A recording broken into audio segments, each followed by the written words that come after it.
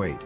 However, once fielded it proved itself to be an extremely rapid weapon, attaining rates of fire of upwards of 60 rounds per minute of 130mm shells. But why did Soviet naval doctrine call for such a monster of a gun? Is it still relevant today? The Soviet desire for an automatic large-caliber cannon began in World War II. Soviet gunners felt that the low rates of fire offered by 130mm cannons of the era limited the effectiveness of such guns in the anti-aircraft role. As a result, after the war, in 1952-55, various prototypes of automatic cannons that used the recoil energy to automatically cycle the next cartridge were designed. They were fed by multiple cylindrical ammo drums. Further guns of this type were meant to be developed and fielded in the shipbuilding program from 1956 to 1965, however, Nikita Khrushchev forbade the work on all shipborne cannons of a caliber greater than 76mm in an order in 1957. Large-caliber cannons on Soviet ships remained slow and inefficient for almost another decade, lagging behind British, American, Swedish and Italian designs. Finally, in 1967 the order was given to begin work once more on automatic large-caliber cannons. In 1969, the first design was ready under the factory index ZIF 92, a single-barreled 130mm design. This gun contained many features that would later make it into the AK-130. The barrel was cooled by a thermal jacket that circulated seawater around it.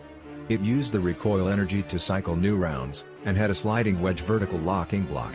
Despite its innovative qualities, this design was too heavy to be installed on the Project 1135 line of ships, and thus had to be shelved. The design was finally adopted as a dual-gun mount, with the production name AK-130 in 1985, for the Sovremeny-class destroyer. Dual guns were used, as the single gun was unable to reach the targeted rate of fire of 60 rounds per minute. In this implementation, the AK-130 can fire 80 rounds per minute, at a rate of 40 rounds per minute on each gun.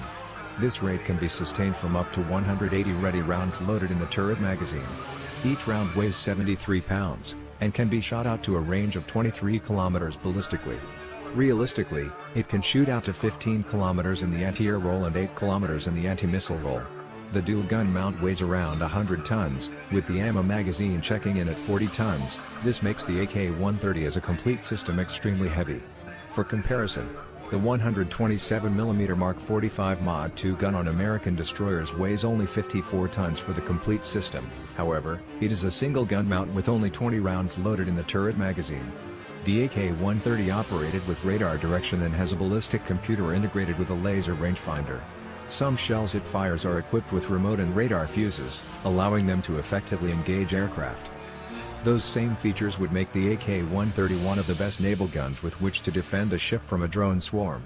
Its rapid rate of fire and massive shell size would provide unparalleled lethality, and the extremely large magazine would ensure its ability to stay in the fight. It also means it excels at roles such as ground support, and if allowed to get into range, it would prove devastating to any ship that it could get a firing solution on. While big guns are some of the oldest naval technologies, with such a